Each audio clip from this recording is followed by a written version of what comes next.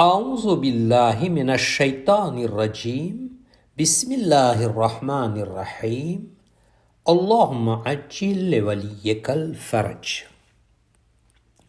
हज़रत अमीरुल मोमिनीन अली इब्न अबी तालिब अलैहिस्सलातु वस्सलाम નહજુલ બલાગાની અંદર હિકમત નંબર 125માં ઇરશાદ ફરમાવે છે કે હું ઇસ્લામની એવી રીતે ઓળખાણ કરાવું છું કે મારી પહેલાં આવી રીતે કોઈ ઓળખાણ નથી કરાવ્યું.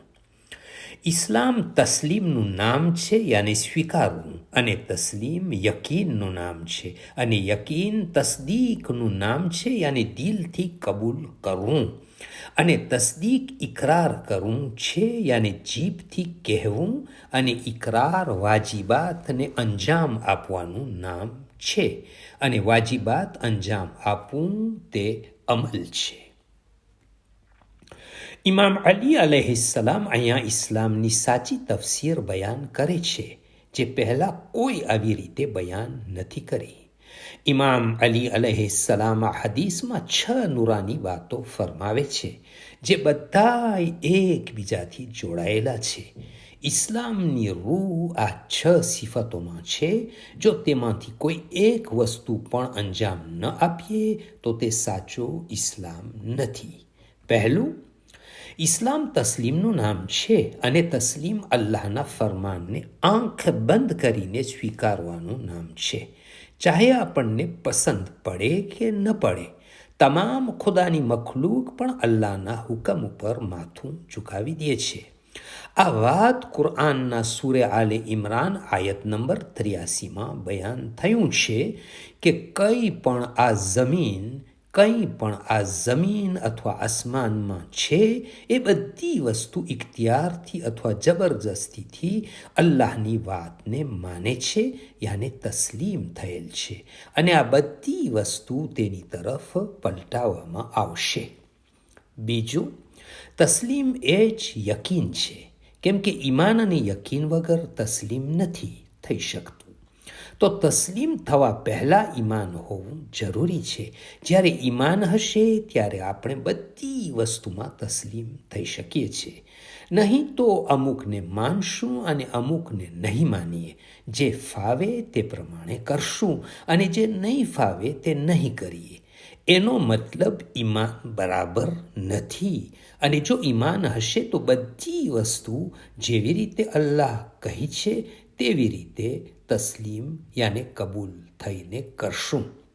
ત્રીજું, યકીન એ જ તસ્દીક છે, એટલે જ્યારે યકીન હશે તો જ તેને દિલથી કબૂલ કરશું.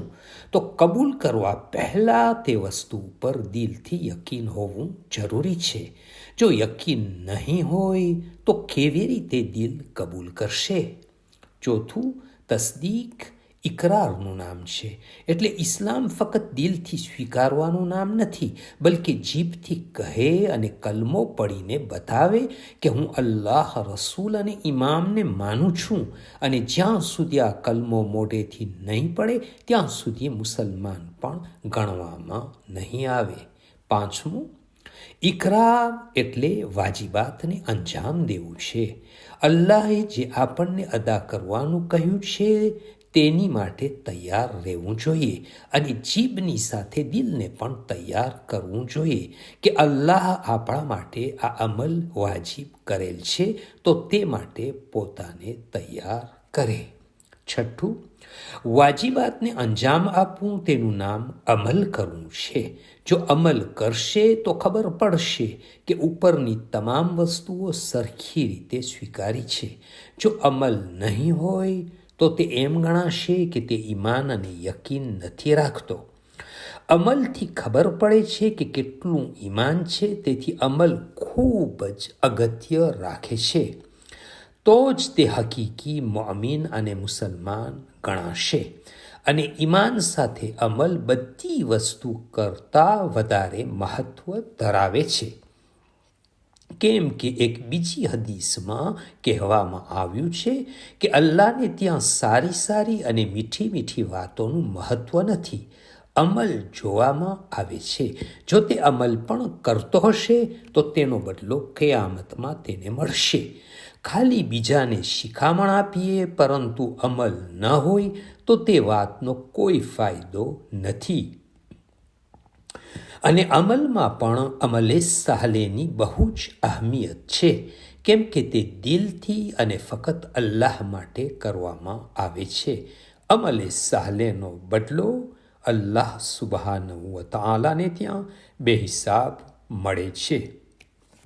اللهم صل على محمد وآل محمد وعجل فرجهم from Fountain of Ahlul Bayt alayhim السلام.